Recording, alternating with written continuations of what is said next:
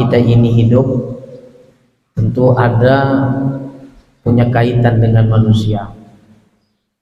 Baik kaitan itu adalah berupa hutang, atau kaitan kita ini pernah menyakitkan hati orang lain.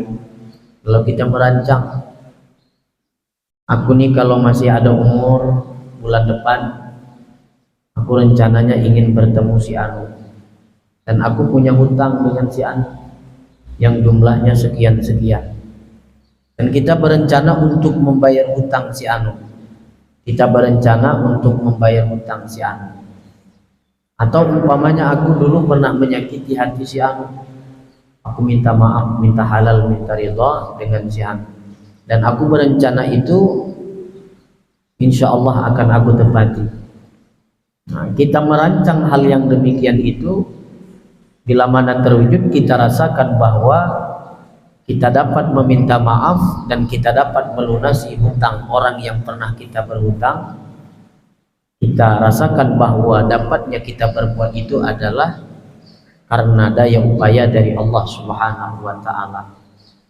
Maka kita merancang hal yang demikian itu adalah rancangan yang dipuji oleh Allah, rancangan yang disanjung oleh Allah Subhanahu wa ta'ala.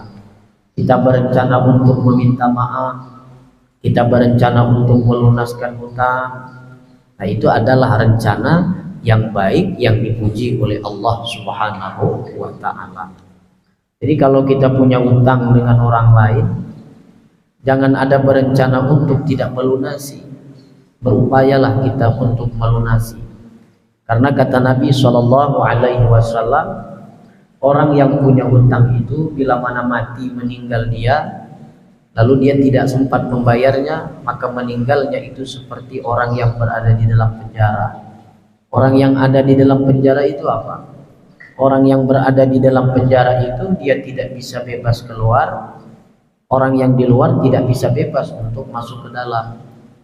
Nah, sehingga ulama menyatakan bahwa andaikan kita ini mengirimkan hadiah Fatihah kepada orang yang pernah berbuat hutang dan sewaktu dia meninggal dunia ahli warisnya tidak melunasi, atau dia sendiri belum melunasi hutang yang dia punya, maka Al-Fatihah itu seperti ibarat di dalam kaca.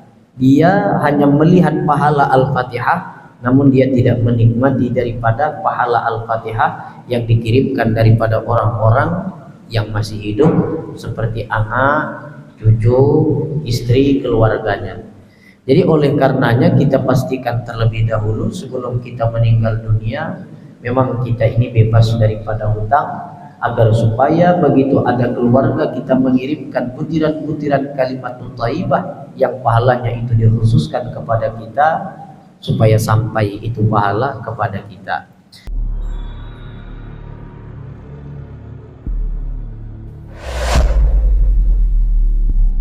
Bismillahirrahmanirrahim. Alhamdulillahi rabbil alamin, wassalatu wassalamu ala asyrafil anbiya'i wal mursalin, sayyidina wa maulana Muhammad wa ala alihi wa ashabihi ajma'in, amma ba'd. Raditu billahi rabban wa bil islami dina wa bi Muhammadin nabiyya wa rasulah. Hasbunallahu wa ni'mal wakil, ni'mal maula wa ni'mal nasir. La haula wa la quwwata illa billahil aliyyil azim. Qala Allah subhanahu wa ta'ala fi kitabihil karim wa huwa asdaqul qailin. Wa man a'rada an dzikri fa innahu ma'isyatan danka. Wa qala wa alqaitu 'alaikum mahabbatan minni wallahu a'lam bi-muradihi. Hadirin wal hadirat jamaah sholat fardu subuh yang dimuliakan oleh Allah Subhanahu wa ta'ala. Tentunya pada kesempatan yang mulia ini yang saya muliakan segenap para jamaah, orang-orang tua, tuan-tuan haji, Bapak Ibu teristimewa yang saya muliakan, segenap daripada pengurus besar Masjid Al-Uswah, ketua, wakil ketua, bendahara, sekretaris, penasihatnya, umumnya jamaah yang hadir pada kesempatan yang berbahagia ini, yang mana tidak dapat saya sebutkan namanya satu persatu, namun tidak mengurangi rasa hormat dan ta'zim saya kepada para jamaah semuanya, di mana kita berharap kepada Allah Subhanahu wa taala dengan kita dikumpulkan kembali oleh Allah dalam masjid yang sangat kita cintai ini. Mudah-mudahan senantiasa kita dalam berkahnya Allah taala, hidup kita senantiasa dalam rahmatnya Allah Subhanahu wa taala. Amin, Allahumma amin. Pertama dan yang lebih utama, puji syukur yang setinggi-tingginya kita haturkan kepada Allah Subhanahu wa taala, di mana pada subuh yang berbahagia ini kita diberikan oleh Allah Subhanahu wa taala kesempatan, terkhusus kesempatan yang paling istimewa, ialah kita dapat melaksanakan sholat subuh secara berjamaah. Kemudian kita lanjut dengan majelis ilmu, dan ini merupakan satu buah anugerah yang telah Allah berikan pada diri kita. Artinya tidaklah kita ditemukan oleh Allah Subhanahu wa taala dalam kebaikan, apalagi dapat melakukan kebaikan, pasti di situ Allah Subhanahu wa taala menginginkan kita ini menjadi orang yang baik. Maka setiap kita melaksanakan kebaikan, kita mesti meyakini bahwa di situ Allah Subhanahu wa taala menghendaki bahwa diri kita ini adalah menjadi orang yang baik. Namun kita jangan sampai merasa bahwa diri kita ini adalah baik. Cuman setiap kebaikan yang kita lakukan itu, yakin dan percayalah pasti ada kebaikan yang Allah Subhanahu wa taala berikan pada diri kita. Jamaah hadirin wal hadirat yang dimuliakan oleh Allah Subhanahu wa taala, berikutnya sholawat dan salam tidak luput pula kita haturkan buat duka alam keharibaan Nabi Agung Muhammad sallallahu alaihi wasallam, dengan bersama-sama kita mengucapkan kalimat Allahumma shalli ala sayyidina Muhammad wa ala ali sayyidina Muhammad. Semoga dengan kita bersolawat kepada beliau, kita mendapatkan syafaat beliau kelak di hari kiamat nanti. Amin ya Allah ya Rabbal Alamin. Bapak Ibu hadirin wal hadirat yang dimuliakan oleh Allah Subhanahu wa taala, di mana kita masih membicarakan mengenai masalah merancang atau disebut dengan berencana. Di minggu yang lalu kita telah menjelaskan mengenai satu contoh daripada rancangan yang dipuji oleh Allah Subhanahu wa taala, yang apabila kita merancang maka Allah Subhanahu wa taala akan memuji kita, yang dalam rancangan kita itu adalah diridhai oleh Allah Subhanahu wa taala. Dan sekarang kita lanjut mengenai contoh yang kedua, rancangan atau rencana yang dipuji oleh Allah Subhanahu wa taala. Qala al-muallif atau qala al-musannif rahimahullahu taala, at-tadbiru bi bara'ati dhimmah min huquqil makhluqin imma wafa'a aw istihlala summa tafwidu masyiatin ila Allah wal i'timadu bihaulillahi wa quwwatihi. Merancang atau berencana untuk melepaskan tanggung jawab daripada hak-hak makhluk, ada kalanya dengan melunasi atau meminta halal, kemudian hal itu dia serahkan dengan Allah Subhanahu wa taala dan dia bersandar dengan kekuatan Allah Subhanahu wa taala, maka merancang hal yang demikian itu adalah yang dipuji oleh Allah Subhanahu wa taala. Contoh yang kedua daripada rancangan atau berencana yang dipuji oleh Allah, di mana kita berencana, kita merancang, di dalam rancangan kita itu adalah untuk melepaskan tanggung jawab kita terhadap makhluk. Tanggung jawab itu baik berupa melunasi hutang atau dengan cara meminta halal. Kemudian hal yang demikian itu setelah terwujud kita serahkan kepada Allah dan kita menyadari bahwa kita dapat berbuat yang demikian itu karena kekuatan daya upaya dari Allah Subhanahu wa taala, maka merancang yang demikian itu adalah rancangan yang dipuji oleh Allah Subhanahu wa taala. Katakanlah selama kita ini hidup tentu ada punya kaitan dengan manusia. Baik kaitan itu adalah berupa hutang, atau kaitan kita ini pernah menyakitkan hati orang lain. Kalau kita merancang, aku nih kalau masih ada umur, bulan depan aku rencananya ingin bertemu si Anu, dan aku punya hutang dengan si Anu yang jumlahnya sekian-sekian, dan kita berencana untuk membayar hutang si Anu, kita berencana untuk membayar hutang si Anu.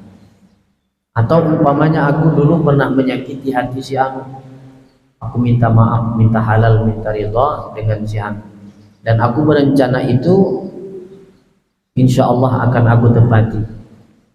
Nah, kita merancang hal yang demikian itu, bila mana terwujud kita rasakan bahwa kita dapat meminta maaf dan kita dapat melunasi hutang orang yang pernah kita berhutang, kita rasakan bahwa dapatnya kita berbuat itu adalah karena daya upaya dari Allah Subhanahu wa taala.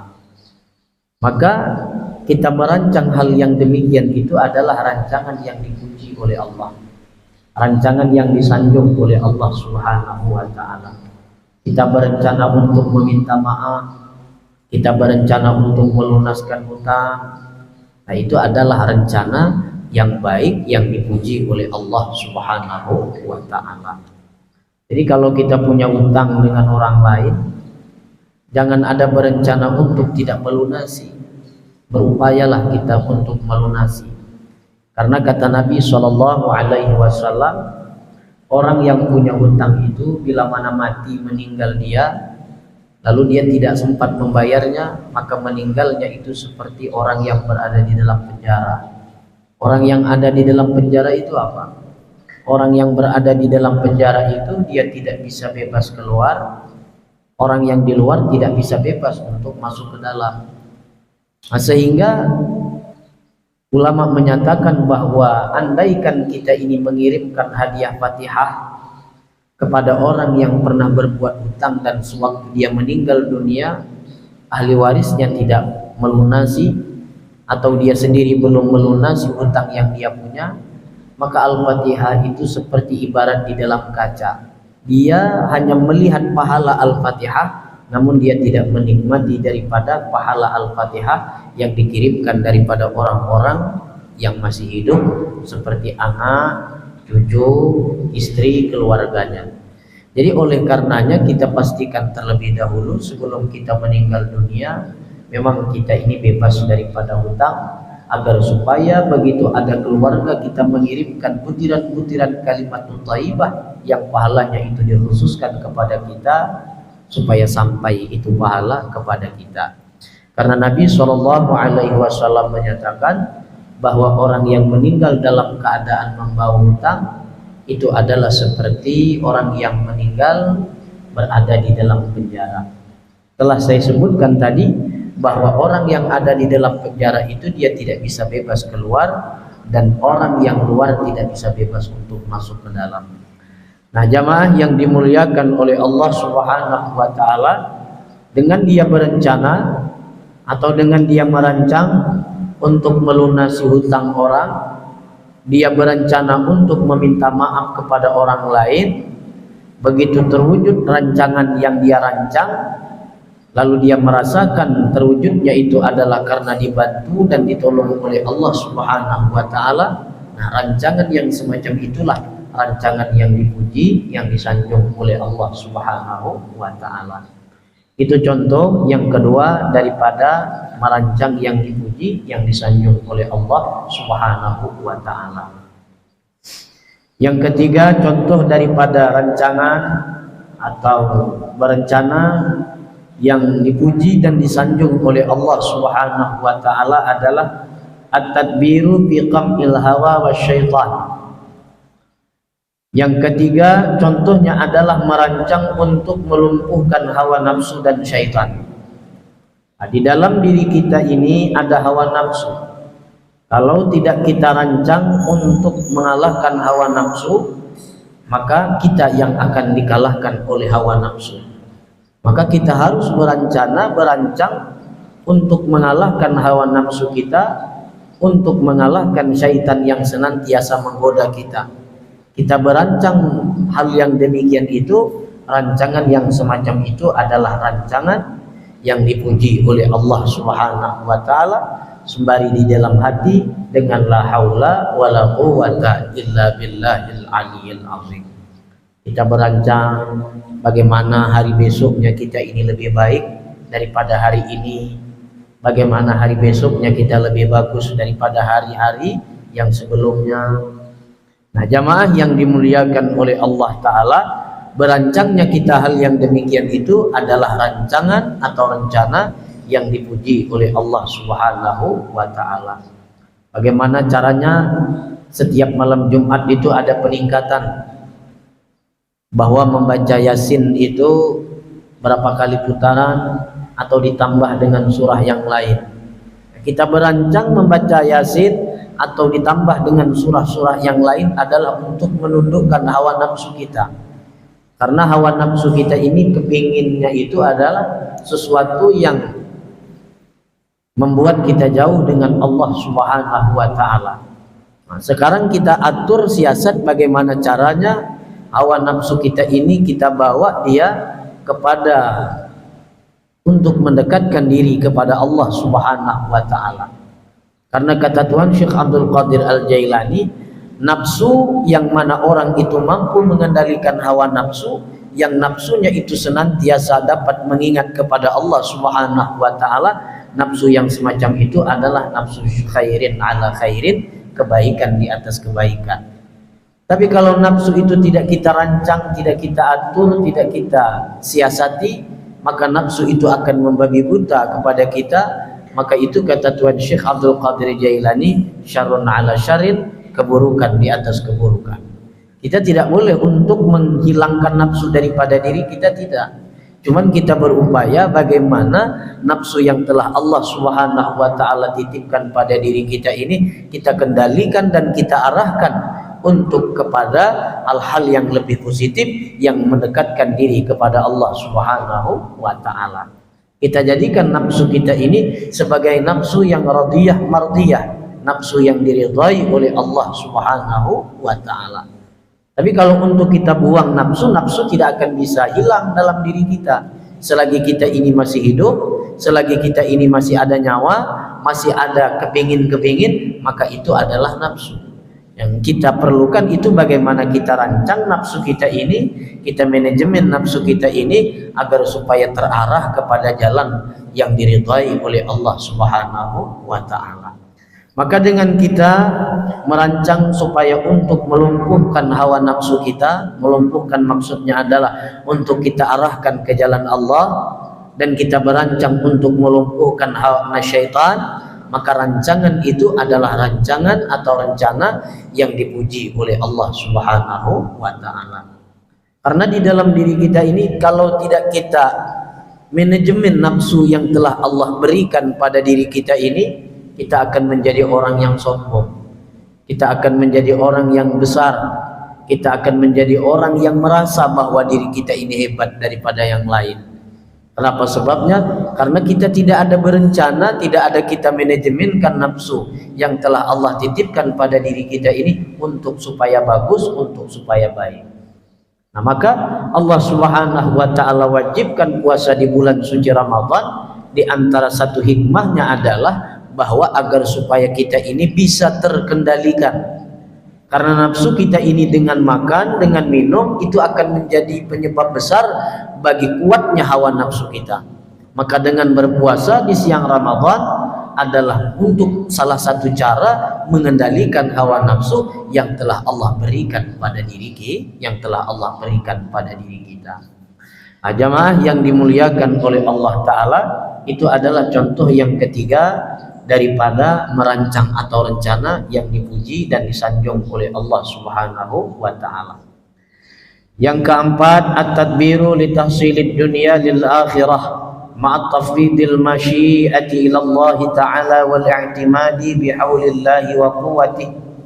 Yang keempat, contoh rancangan atau berencana yang dipuji oleh Allah Subhanahu wa taala adalah mengatur untuk menghasilkan dunia, yang mana dunia itu dia atur untuk menghasilkan akhirat pula.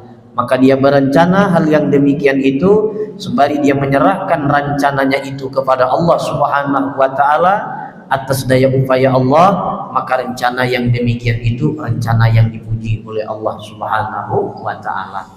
Dia berencana, besok aku bekerja, besok aku buka usaha, buka toko. Berencana yang demikian itu kan adalah dari dunia untuk dunia lagi. Tapi dari dunia untuk dunia itu hasilnya akan dia kelola agar menjadi akhirat. Agar menjadi akhirat. Nanti kalau aku buka toko, kemudian dapat duit banyak, dapat duit lebih, akan aku sumbangkan di jalan Allah Subhanahu wa taala. Artinya dari dunia untuk dunia yang buahnya adalah untuk akhirat. Maka rencana yang demikian itu adalah rencana yang dipuji dan disanjung oleh Allah Subhanahu wa taala. Dan jangan lupa ada insya'Allahnya, dan jangan lupa la haula wala quwwata illa billahnya.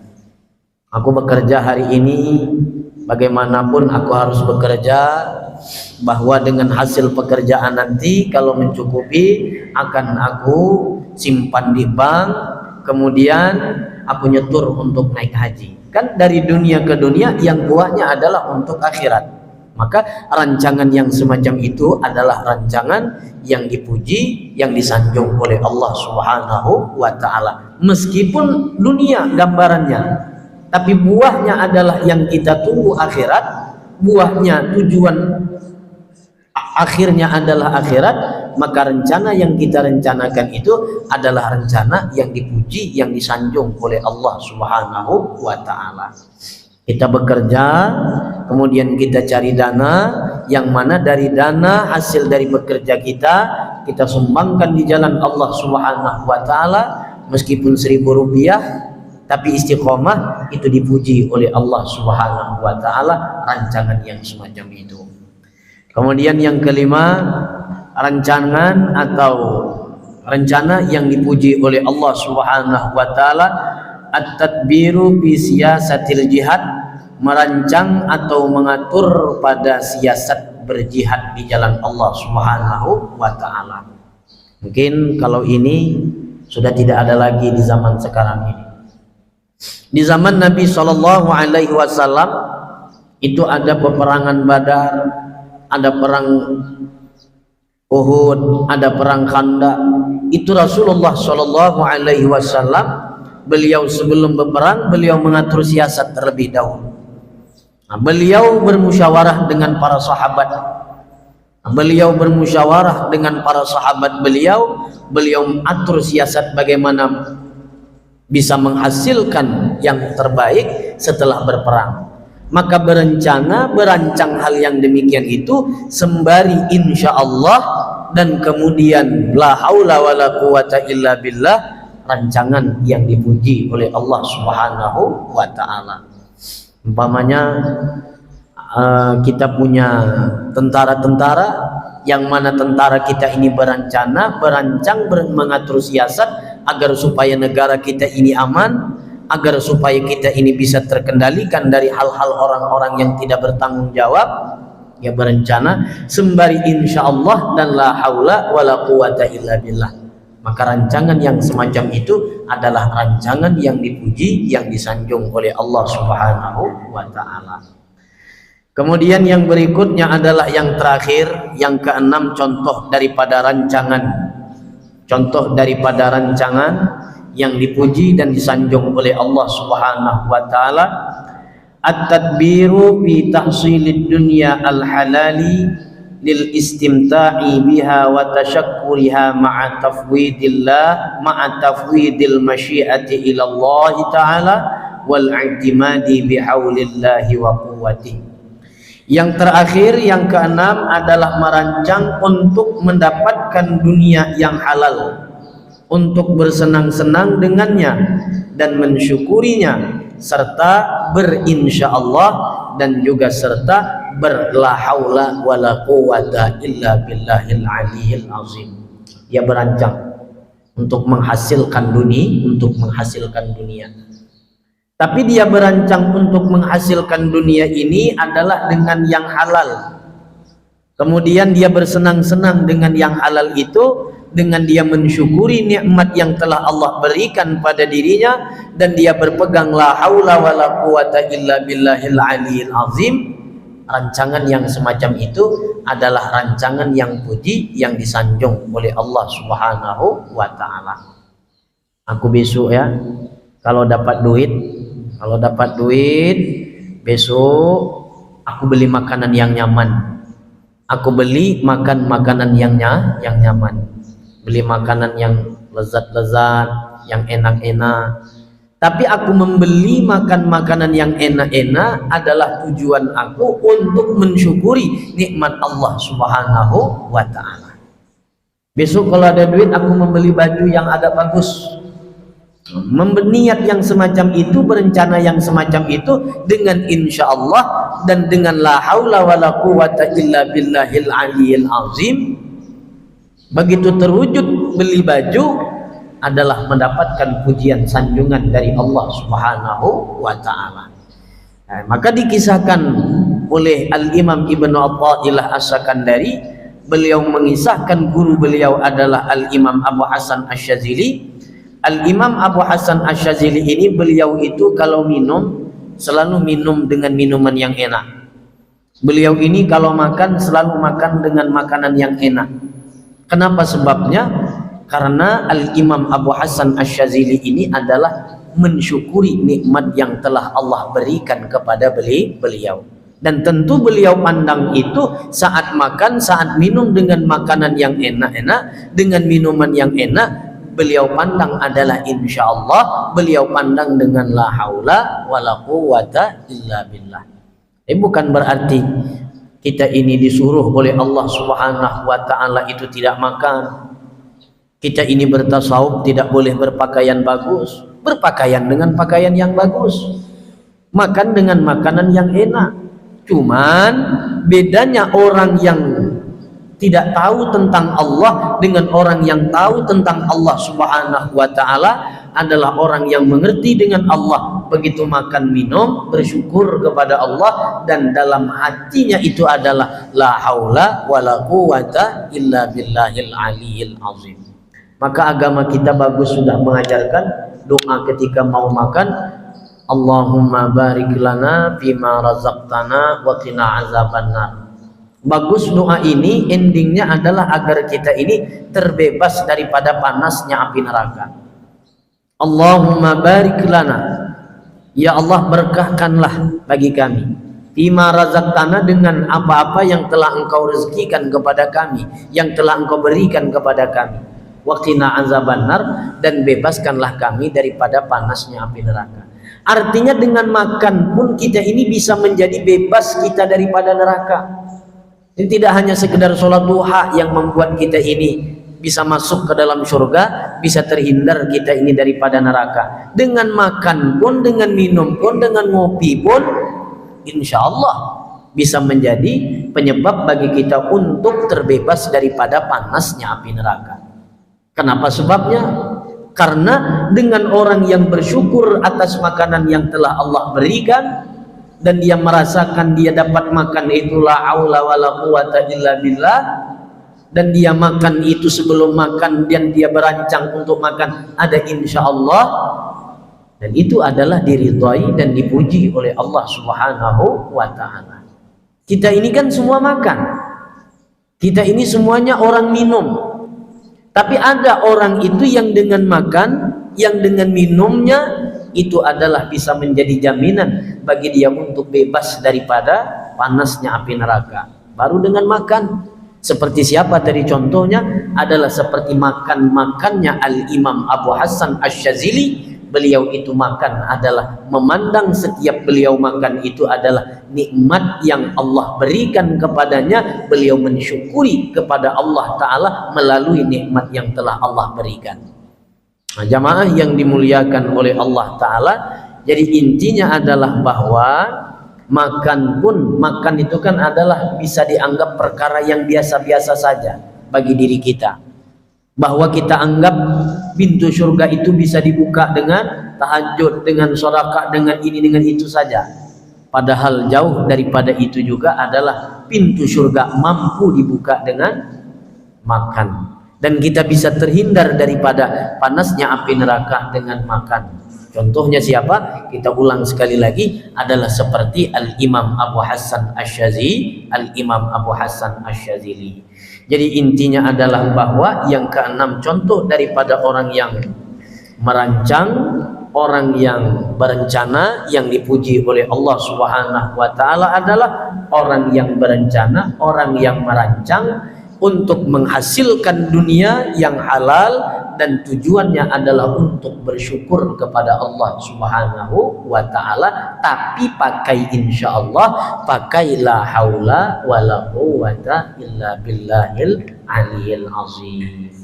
Jadi kesimpulannya adalah hikmah daripada arih nafsaka anit tadbir, lapangkanlah dirimu daripada merancang, dan apabila engkau merancang, rancanglah, berencanalah dengan rencana yang dipuji, yang disanjung oleh Allah Subhanahu wa taala. Bagaimana cara merancang dan juga berencana yang disanjung, yang dipuji oleh Allah Subhanahu wa taala? Yakni ialah berencana yang telah kita sebutkan dalam pengajian kita dalam 2-3 minggu belakang kemarin sampai hari ini. Jamaah yang dimuliakan oleh Allah Subhanahu wa taala, insyaallah pertemuan yang berikutnya akan kita lanjut kepada hikmah yang ke-6 ya. Kita akan membicarakan hikmah yang ke-6 terkhusus, yakni ialah mengenai masalah doa. Insyaallah minggu akan datang akan kita lanjut. La yakun ta'khur amadil ata ma'a ilhahi fid du'a mujiban liya'siyaka bahwa dhamina lakal ijabah bima yakhtaru laka la bima takhtaruhu li nafsika wa fil waqtil ladzi yurid la fil waqtil ladzi turid. Yang artinya adalah janganlah terlambatnya bantuan pemberian beserta berulang-ulang pada doa menyebabkan engkau itu berputus asa, bahwa doa yang engkau panjatkan itu adalah Allah Ta'ala yang menghendaki bagi engkau, bukan engkau yang menghendaki atas perkara yang engkau inginkan, tapi Allah Subhanahu wa Ta'ala yang menghendaki pada waktu yang telah ditentukan oleh Allah, bukan pada waktu yang engkau menentukannya. InsyaAllah pertemuan yang berikutnya akan kita jelaskan mengenai masalah doa. Doa adalah ibadah, doa adalah pekerjaan yang baik, doa adalah pekerjaan yang bagus, doa yang bagaimana yang dikatakan doa yang penuh disebut dengan ibadah. Insyaallah minggu akan datang akan kita jelaskan. Semua orang bisa berdoa, semua orang bisa berabbana, semua orang bisa Allahumma hdina fiman hadait, semua orang bisa Allahumma ighfir lahum warhamhum, semua orang bisa ya Allah ya Tuhanku, ya Allah ya Tuhanku. Tapi tidak semua orang bisa berdoa itu dihitung ibadah oleh Allah Subhanahu wa ta'ala. Tentu memiliki adab dan persyaratannya. Insyaallah pada pertemuan yang berikutnya pembicaraan kita adalah membicarakan mengenai masalah berdoa. Mudah-mudahan pada minggu akan datang dapat kita lagi berkumpul bersama dalam Masjid Besar Al-Uswah yang sangat kita cintai ini. Kita berharap kepada Allah Subhanahu wa ta'ala dengan berkah bulan suci Ramadan ini, Allah panjangkan umur kita, rezeki kita dimudahkan oleh Allah, anak cucu kita dijadikan anak cucu yang saleh dan salehah, dan kita senantiasa dalam rahmat Allah. Bila mana kita diwafatkan oleh Allah, yang paling terpenting semoga kita diwafatkan dalam keadaan husnul khatimah dengan berkat Al-Fatihah. A'udzubillahi minasyaitonir rajim. Bismillahirrahmanirrahim. Alhamdulillahirabbil alamin, arrahmanir rahim, maliki yaumiddin. Iyyaka na'budu wa iyyaka nasta'in. Ihdinas siratal mustaqim. Shiratal ladzina an'amta 'alaihim ghairil maghdubi 'alaihim waladdallin. Amin ya Allah, amin ya Rahman, amin ya Rahim, amin ya mujibas sa'ilin. Alhamdulillahi rabbil alamin. Allahumma shalli ala sayyidina Muhammad wa ala ali sayyidina Muhammad. Allahumma astur uyubana wa uyubal mu'allimina wa la tazhab barakata ilmana. Ya Allah biha, ya Allah biha, ya Allah bi husnil khatimah. Ya Allah biha, ya Allah biha, ya Allah bi husnil khatimah. Ya Allah biha, ya Allah biha, ya Allah bi husnil khatimah. Subhanakallahumma wa bihamdika asyhadu an la ilaha illa anta nastaghfiruka wa natubu ilaik. Wa sallallahu ala sayyidina Muhammad wa ala alihi wa sahbihi wa baraka wa sallam. Subhana rabbika rabbil izzati amma yasifun wa salamun ala al-mursalin walhamdulillahi rabbil alamin. Taqabbalallahu minkum. Ampun maaf, minta halal minta ridha kepada para jamaah semuanya, terkhusus orang tua. Bila mana penyampaian saya ini menyinggung perasaan Bapak Ibu semuanya, saya mohon maaf yang sedalam-dalamnya. Saya tutup dengan salam keagamaan. Wallahu muwaffiq ila aqwamit thariq. Assalamualaikum warahmatullahi wabarakatuh.